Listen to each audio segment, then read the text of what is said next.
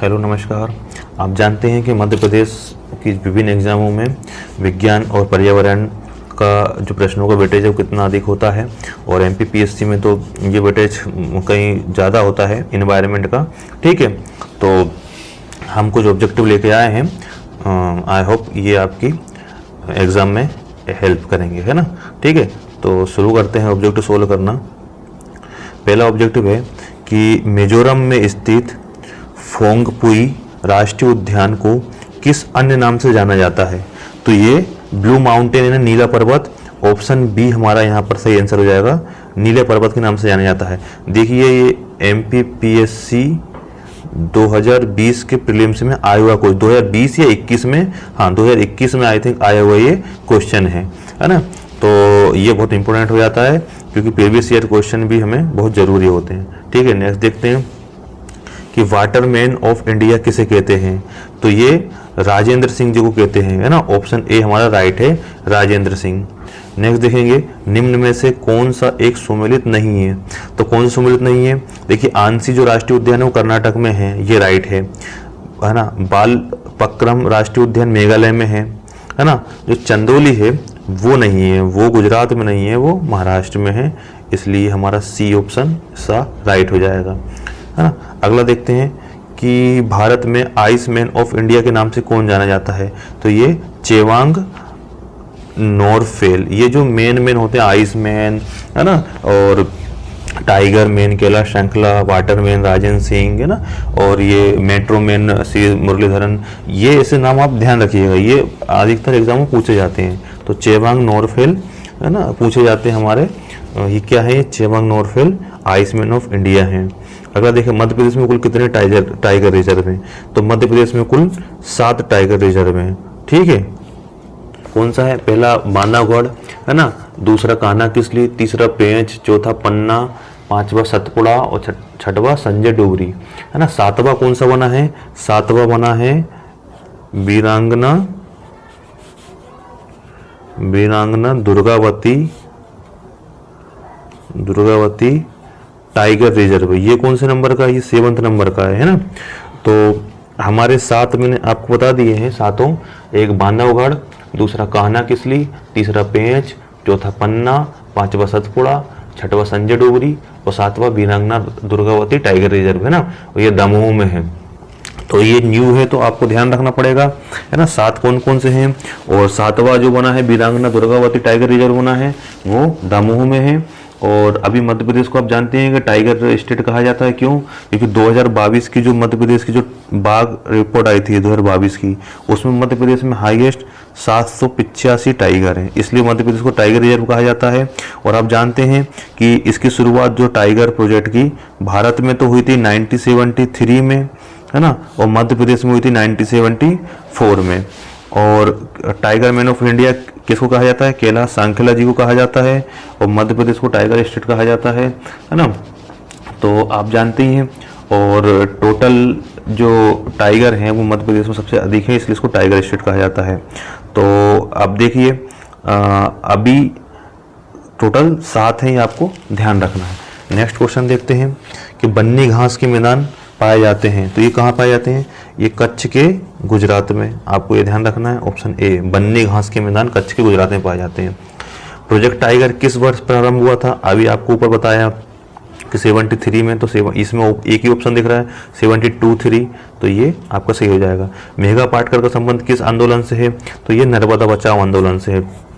आप जानते हैं कि नर्मदा नदी पे जो सरदार सरोवर डैम बन रहा था, है ना, तो उससे कितने गांवों को विस्थापित करना पड़ा था, कितने गांव डूब में आ गए थे, तो उन्होंने ये आंदोलन किया था। इसकी वजह से वो एक मध्य प्रदेश में अपनी एक अलग ही पहचान बना चुकी है। तो मेघा पाटकर नर्मदा बचाओ आंदोलन से संबंधित ऑप्शन सी इसका राइट आंसर है। अगला देखेंगे, ओजोन परत के संरक्षण के लिए एक बहुपक्षीय पर्यावरण समझौता है। तो ये मॉन्ट्रियल समझौता है ना। मॉन्ट्रियल कहाँ है, ये कनाडा का एक शहर है ना। और यहाँ पर 16 सितंबर को, है ना, 16 सितंबर को क्या हुआ था, यहाँ पर एक बहुपक्षीय समझौता हुआ था, इसलिए 16 सितंबर को ओजोन दिवस मनाया जाता है। 16 दिसंबर 1987, है ना।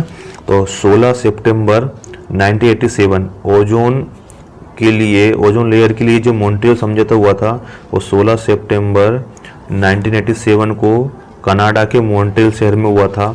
इसलिए 16 सितंबर को ओजोन दिवस मनाया जाता है ना।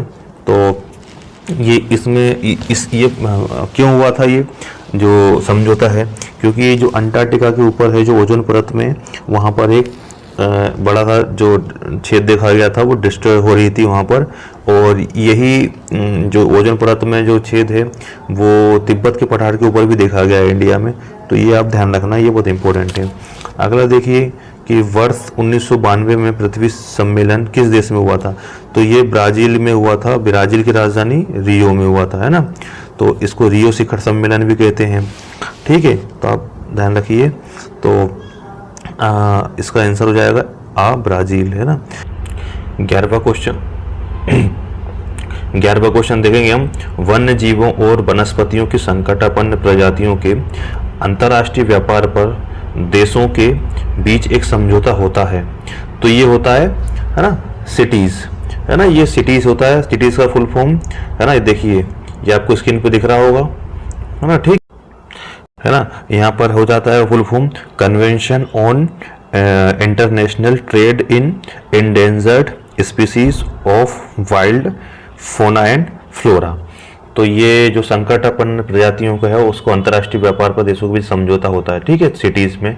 तो ऑप्शन बी हमारा यहाँ पर, है ना, ऑप्शन बी हमारा यहाँ पर राइट हो जाएगा, है ना। 12वां देखेंगे। भारत में सर्वाधिक जैव विविधता वाला क्षेत्र शांत घाटी किस राज्य में, तो शांत घाटी ये केरल में आता है, ठीक। नेक्स्ट देखते हैं।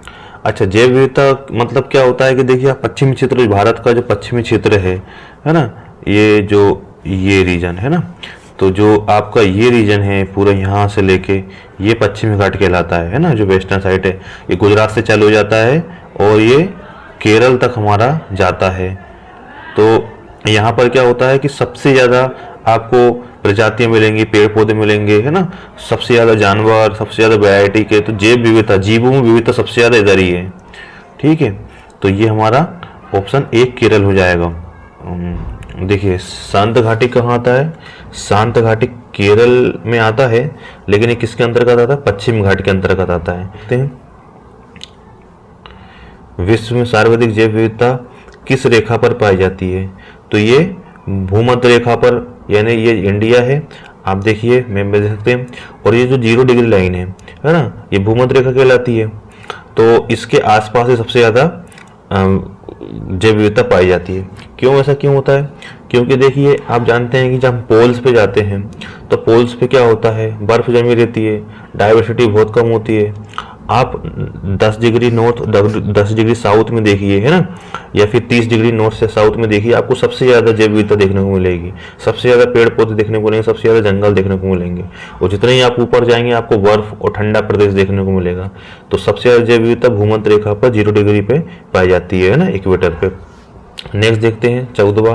कौन सा सम्मेलन पारा मरकरी धातु के प्रदूषण नियंत्रण से संबंधित है, तो इसका ऑप्शन हो जाएगा बी मिनीमाटा।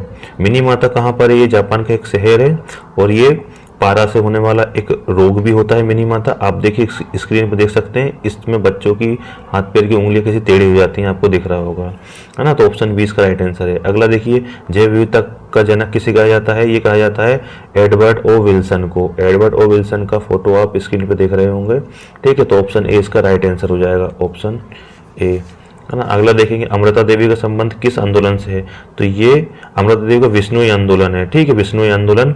इन्होंने पेड़ों को बचाने के लिए ये आंदोलन किया था। आप अमृता देवी का फोटो स्क्रीन पर देख रहे होंगे। जैव विविधता अधिनियम किस वर्ष लाया गया था, तो जैव विविधता अधिनियम 2002 में लाया गया था, है ना। अगला देखेंगे, जैव विविधता प्राधिकरण स्थापित किया गया था, तो ये 2003 में किया गया था, ठीक है, वो भी चेन्नई में।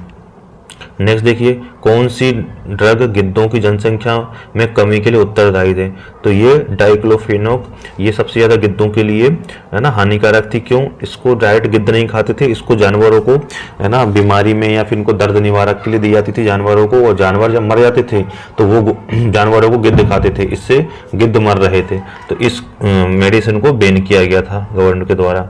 अगला देखिए, है ना 20वां भारत में सबसे अधिक जैव विविधता संपन्न क्षेत्र है, तो ये है पश्चिमी घाट। हमने अभी थोड़ी देर पहले बात करी थी पश्चिमी घाट की, है ना। ये इंडिया का, हमारा ये भारत का रीजन है, ये गुजरात से लेके, है ना।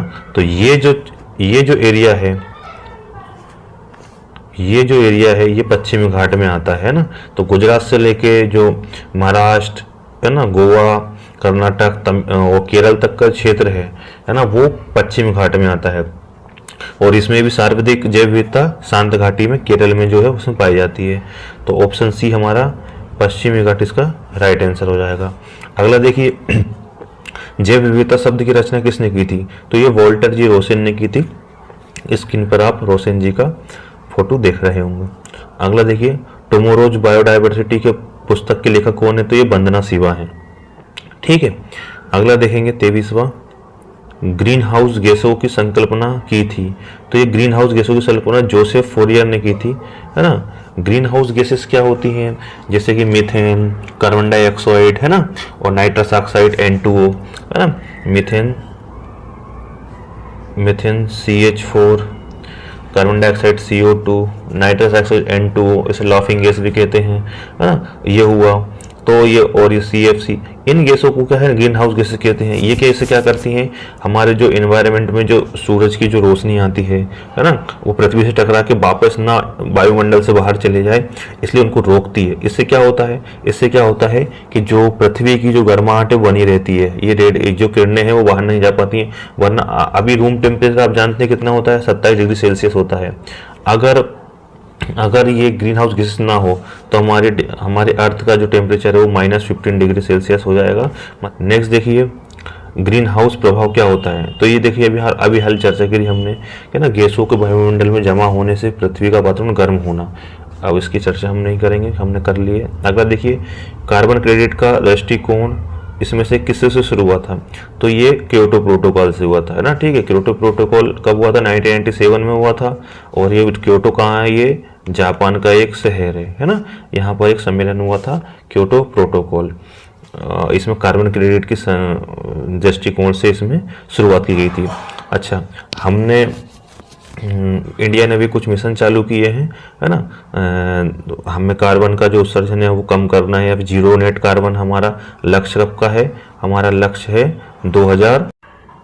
2070 में हमने ये टारगेट रखा है। 2070 तक हमको, है ना, नेट जीरो कार्बन अचीव करना है। हमने ये COP21 में, है ना, COP26 में हमने ये, मोदी जी ने हमने ये जो टारगेट रखा था कि 2070 तक हमको नेट जीरो कार्बन, है ना, जो इसको हमको इसमें प्राप्त करना है। नेक्स्ट देखिए, बेतला राष्ट्रीय उद्यान कहाँ है? तो ये झारखंड में है। ठीक है। येलोस्टोन नेशनल पार्क कहाँ है? तो ये USA में। ऑप्शन डी इसका राइट आंसर है। नीलगिरी की मेघ बकरियां तारा कहाँ पाई जाती है? तो ये इरविक्लमा राष्ट्रीय उद्यान में पाई जाती है ना।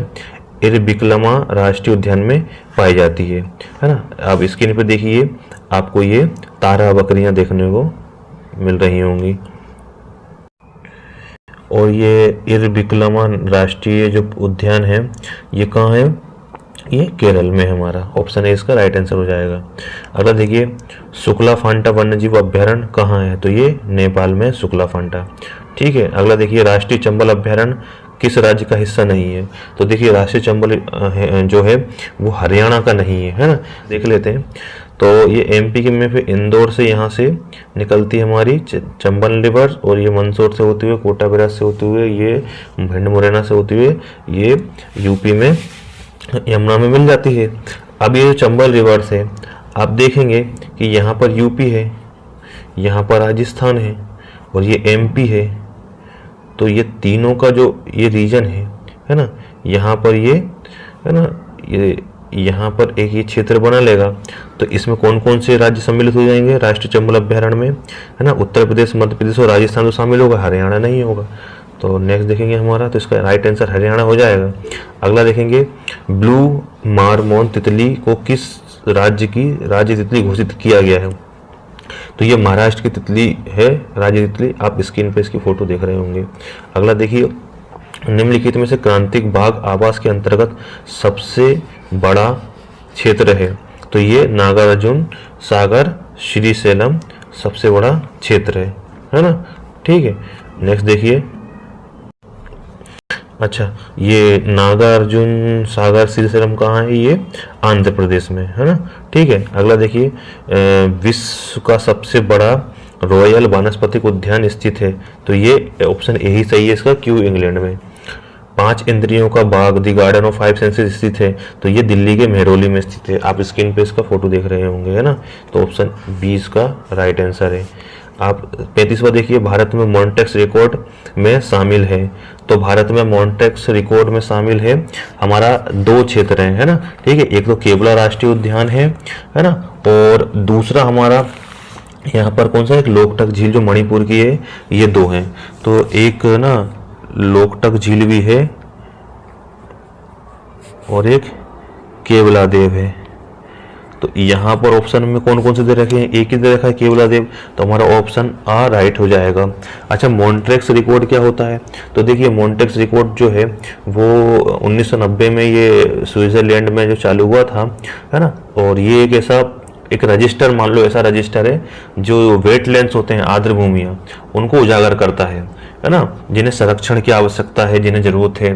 तो आपने ये देखा होगा कि रामसर जो कन्वेंशन होता है, जो ईरान के रामसर शहर में हुआ था, है ना, 2 फरवरी 1971 को, है ना, सॉरी कब हुआ था? रामसर कन्वेंशन 2 फरवरी 1971 को हुआ था। तो रामसर कन्वेंशन में क्या होता है कि वेटलैंड को, है ना, घोषित कर दिया जाता है। लेकिन रामसर कन्वेंशन का ही, रामसर का ही एक छोटा रूप हम कह सकते हैं। अगर ये रामसर कन्वेंशन है तो मॉन्टेक्स रिकॉर्ड ये हो गया। रामसर कन्वेंशन के अंदर ही मॉन्टेक्स रिकॉर्ड होता है जो बताता है कि इस आर्द्र भूमियों को विशेष संरक्षण की जरूरत है और इनको वो उजागर करता है ना। तो रामसर जो होता है, भूमियां होती हैं, वो एक बड़ा क्षेत्र होता है और उसके अंदर जो एक रिकॉर्ड रखा जाता है कि कौन कौन सी प्रजातियों को, रामसर स्थलों को संरक्षण की आवश्यकता है, ऐसा एक रजिस्टर होता है ना, आर्द्र भूमियों का, वेटलैंड्स का, तो उसे कहते हैं मॉन्ट्रेक्स रिकॉर्ड, है ना। तो हमने आपको बताया मॉन्ट्रेक्स रिकॉर्ड भारत में 2 ही हैं, केवला देव राष्ट्रीय उद्यान, तो हमारा ये राइट आंसर हो जाएगा। और दूसरा कौन सा है ना, दूसरा मैंने आपको बताया लोकटक झील मणिपुर में। तो हमारा नेक्स्ट क्वेश्चन देखते हैं हम, रामसर सम्मेलन किस वर्ष हुआ, आयोजित किया गया था? अभी हाल आपको बताया 1971 में 2 फरवरी को ही आर्द्र भूमि दिवस बनाया जाता है, वेटलैंड डे बनाया जाता है ना। 1971 इसका राइट आंसर है। नेक्स्ट देखते हैं, इसमें से कौन सा लैंटिक इकोसिस्टम है? लैंटिक इकोसिस्टम इसमें से सी तालाब है, सा, है ना। तो देखिए, जो एक होता है लोटिक और एक होता है लैंटिक। तो लोटिक क्या होता है? एक होता है लोटिक, है ना, एक होता है लोटिक। लोटिक मतलब क्या? जो जिनमें एक बहाव होता है, जो एक स्थान से दूसरे स्थान तक जाते हैं, जैसे कि नदी, झरना, जलप्रपात, है ना, ये तीनों मूव करते हैं। और लैंटिक क्या होता है? जो अपने स्थान पर रहते हैं, जैसे कुएं, खाई और तालाब वगैरह। तो ये क्या हो गया? लैंटिक हो गया। तो देखिए, इसमें नदी, झरना, जलप्रपात तीनों एक ही कैटेगरी के हैं और तालाब अलग है इसमें, तो हमारा ऑप्शन सी इसमें राइट आंसर हो जाएगा। अगला देखेंगे, मध्य प्रदेश की सबसे छोटी रामसर साइट कौन सी है? तो अभी हाल में 2022-23 में ये जो रामसर साइट घोषित हुई है आर्द्र भूमि, वो सिरपुर तालाब है। कहाँ है ये? इंदौर में है ये, है ना, इंदौर में है, आप ध्यान रखना। अच्छा, सांक सागर कहाँ है? सांक सागर शिवपुरी में है, ये शिवपुरी में है। और यशवंत सागर कहाँ है? ये भी इंदौर में है ना। और भोजस्थल कहाँ है? ये तो आपको नाम से पता चल रहा होगा, ये भोपाल में है। तो ये आप ध्यान रखिएगा, ठीक। अगला देखिए, संयुक्त राष्ट्र पर्यावरण कार्यक्रम की स्थापना 1972 में किस सम्मेलन के फलस्वरूप हुई थी? तो ये स्टॉकहोम सम्मेलन के फलस्वरूप हुई थी, है ना, ठीक है। तो स्टॉकहोम सम्मेलन, है ना, आप स्क्रीन पे देख रहे होंगे उसका फोटो। आगे देखिए, ये देखिए, जब आप पढ़ेंगे ना तो ये स्टॉकहोम सम्मेलन, रियो सम्मेलन, क्योटो प्रोटोकॉल, ये इतने इजी लग रहे हैं, बार बार ये 5-6 घिसे पिटे आते हैं।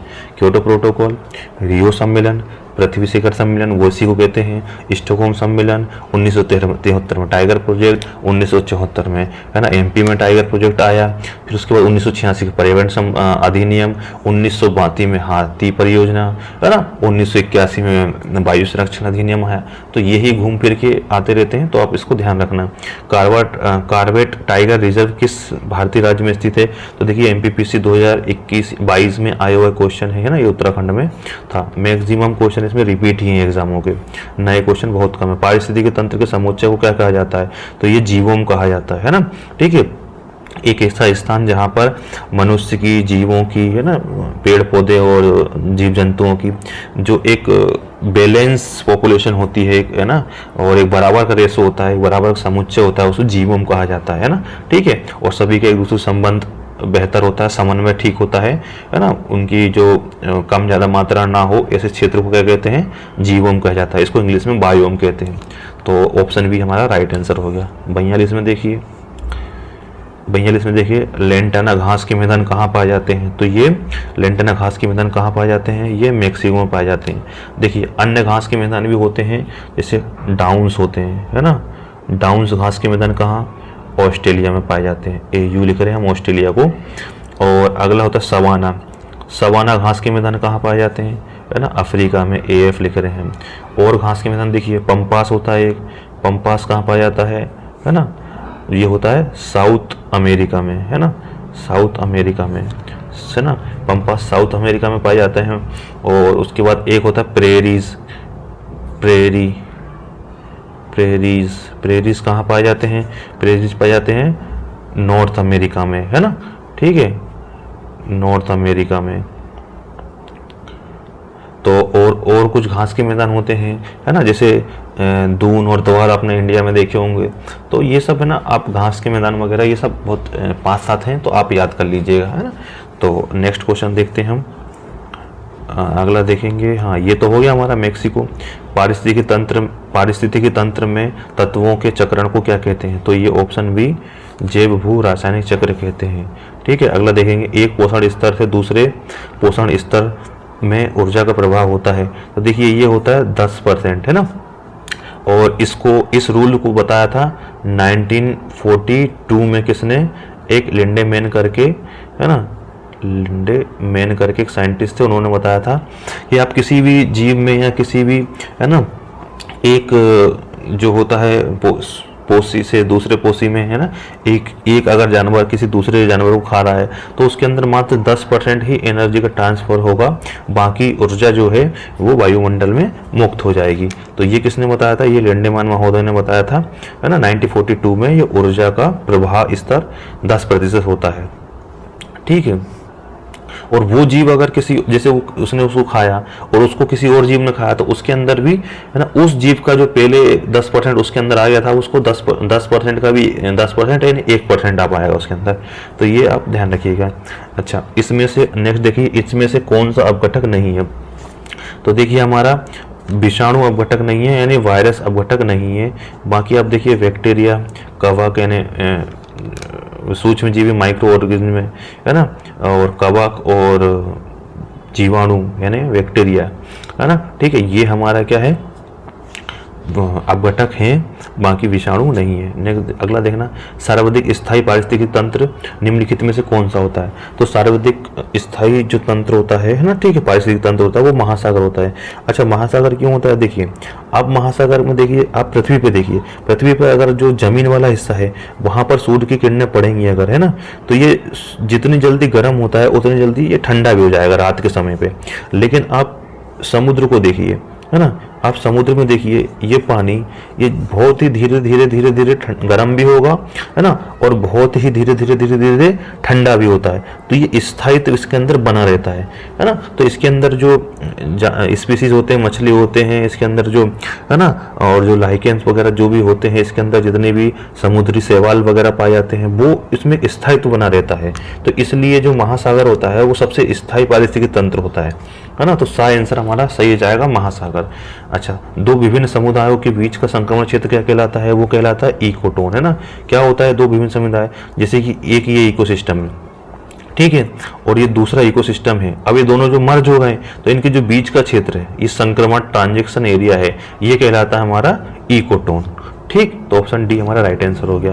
अगला देखिए, इकोसिस्टम शब्द को किसने प्रतिपादित किया था, तो ये किया था एजी टांसले ने, है ना, टेंसले ने।